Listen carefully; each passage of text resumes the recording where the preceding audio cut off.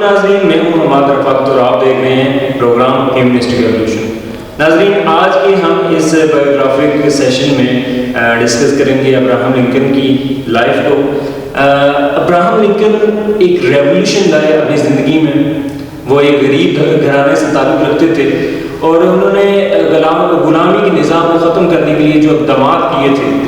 ان کو جاننے کے لیے ہمارے پاس آج ہمارے ساتھ موجود ہیں حیات علی شاہ صاحب۔ السلام علیکم شاہ جی۔ شاہ جی کیسے ہیں؟ شاہ جی ہمارے ناظرین کو بتائیں کہ انہوں نے کیا اسٹرگلس کی، ان کی لائف کیسی تھی؟ دیکھیے، سب سے پہلے تو اس کو سمجھنے کے لیے تھوڑا سا ہمیں جو امریکہ کے اندر غلامی کی تاریخ ہے اس کو سمجھنا پڑے گا۔ دیکھیے کہ جب غلامی اس زمانے میں تقریباً ایک ٹریڈ ہو چکا تھا، ایک غلامی کی تجارت کے طور پر جب سے شروع ہوا تھا کالونیز کے اندر، اس کے بعد وہ امریکہ میں موجود تھی اور اس کے بعد یہ تقریباً 1776 سے امریکہ کی آزادی سے لے کر اس وقت تک تو جو ہے امریکہ میں غلامی کا جو ایک خاتمہ تھا وہ نہیں ہوا۔ لیکن اس عرصے میں ہی جس عرصے میں ابراہم لنکن کی وہ زندگی گزری ہے، غلامی کے خاتمے کے لیے امریکہ میں تحریکیں ابھر چکی تھی ایبولیشنسٹ موومنٹ کے نام پر۔ تو اگر ہم اس ابراہم لنکن کی زندگی کی طرف آئیں تو ان کی جو پیدائش ہوئی تھی امریکہ کے کینٹکی نام کی ریاست میں ہوئی تھی اور انتہائی ایک پسماندہ اس وقت کے زمانے کے حساب سے جگہ تھا، ایک بیکورڈ آپ اس کو کہہ سکتے ہیں کہ جگہ تھی اور اس کی جو فیملی کا جو بیک گراؤنڈ تھا غریب گھرانے سے تھا، یعنی بڑی مشکل حالات تھے اور ان کی یہ بھی ہوا تھا کہ ان کی بڑی کم عمر میں ان کی ماں کا وفات ہوا تھا، بڑی مشکلوں سے وہ گزر گئے۔ لیکن اس کے بعد جب تقریباً وہ جوانی کے عمر میں پہنچے، تقریباً وہ 20 سے 22 سال کی عمر میں جب اس نے شہر کا رخ کیا، اس کے بعد اس نے وکالت کی تعلیم تیار کر دی اور لیکن اس کے بعد یہ ہوتا ہے کہ جب ان تحریکوں کے ساتھ وہ رہے تھے، اس کے بعد جب 1860 کی دہائی میں اس نے سیاست میں یا مصر کی دہائی میں اس نے سیاست میں اس نے حصہ لینا شروع کیا اور لیکن اس میں بھی کئی مشکلات کا سامنا کرنا پڑے۔ وہ کئی بار سینٹ کے الیکشن کے لیے وہ کھڑے ہوئے ہارے رہا، ٹھیک ہے، لیکن یہ کہ لیکن وہ ایک پبلک فگر اسی زمانے میں ایک پبلک فگر بن کے سامنے آئے ہیں کیونکہ اس پہ ان کے جو موقع تھا غلامی کے خاتمے کے لیے۔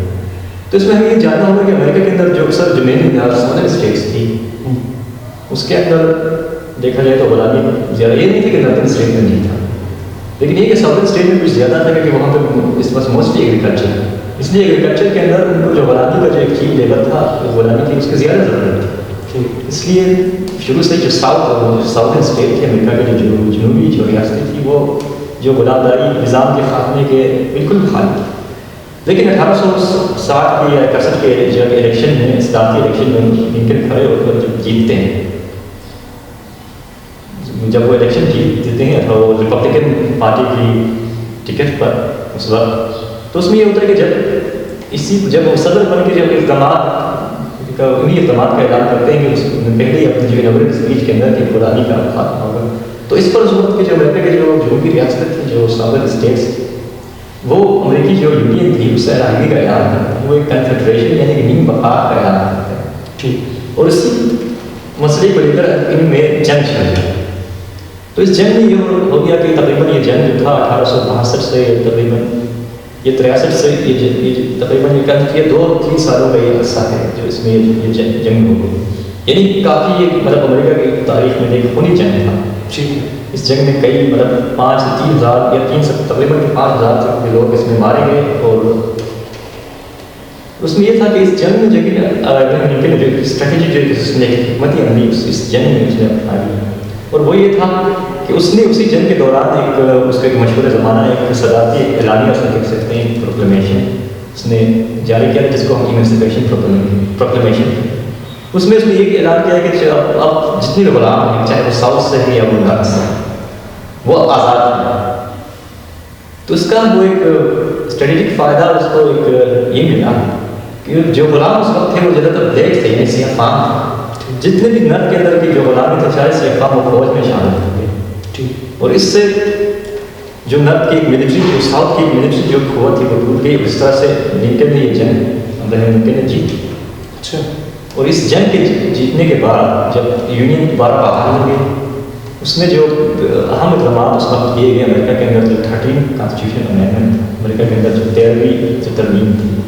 کہ جس میں یہ ہوا کہ آج کے بعد کسی بھی شخص سے،